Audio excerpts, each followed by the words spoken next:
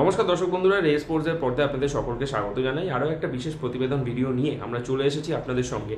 আপনারা সকলেই জানেন, গতকাল সুপার কাপের প্রথম সেমিফাইনালে পাঞ্জাব এফসিকে 3-1 গোলে হারিয়ে সুপার কাপের ফাইনালে জায়গা পাকা করেছে ইস্টবেঙ্গল এবং আগামী রবিবার ফাইনাল ম্যাচে ফতোরদা স্টেডিয়ামে এফসি গোয়ার বিরুদ্ধে খেলতে নামবে লাল হলুদ ব্রিগেড। এবং গতকাল ম্যাচ জয়ের পর আজকে কিন্তু ইস্টবেঙ্গল অনুশীলনে ছুটি ছিল। অস্কার ভুজন তিনি আজকে দলকে অনুশীলন করাননি, তবে টিম হোটেলেই কিন্তু জিম সেশন সেরেছেন ইস্টবেঙ্গল ফুটবলাররা। কিন্তু সূত্র মারফত যেটা জানা যাচ্ছে যে ইস্টবেঙ্গল দলে কিন্তু সকলে আজকে এই জিম সেশনে উপস্থিত ছিলেন না। যেটা জানা যাচ্ছে যে কিছু কিছু ফুটবলারকে অস্কার ভুজন তিনি আজকে এই জিম সেশনে রেখেছিলেন এবং তাদেরকে জিম ট্রেনিং করিয়েছেন। তবে এরই মাঝে আরও একটা ইনফরমেশন যেটা সমর্থকদেরকে দিয়ে রাখা দরকার, যে ইস্টবেঙ্গল এই সেমিফাইনাল খেলতে যখন দ্বিতীয়বার তারা গোয়ায় এলো, তারা গোয়ায় এসে যেই হোটেলটাতে ছিল সেই হোটেলটা ছিল বার্নার হাইওয়ের ধারের একটা হোটেল।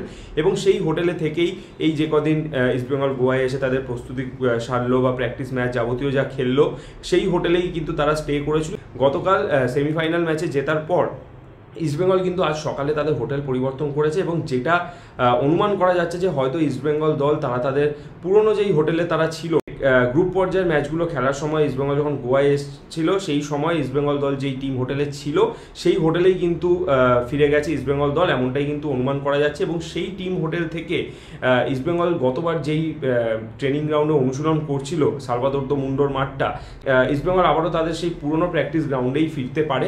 এবং যেই মাঠ থেকে অনুশীলন করে ইস্টবেঙ্গল দল একটা ভালো পারফরমেন্স করেছিল সুপার কাপে এবং সেখান থেকে ভালো ফুটবল খেলেই ইস্টবেঙ্গল দল কিন্তু সেমিফাইনালে জায়গা পাকা করেছিল। ইস্টবেঙ্গল আবারও সেই পুরনো মাঠেই হয়তো ফিরতে পারে। অস্কার ভুজন তিনি তার দলকে নিয়ে হয়তো আবারও সালভাদোর দো মুন্ডোর মাঠেই অনুশীলন করবেন সুপার কাপের ফাইনালের আগে, এমনটাই অনুমান করা যাচ্ছে। সায়ন দে, রে স্পোর্টস।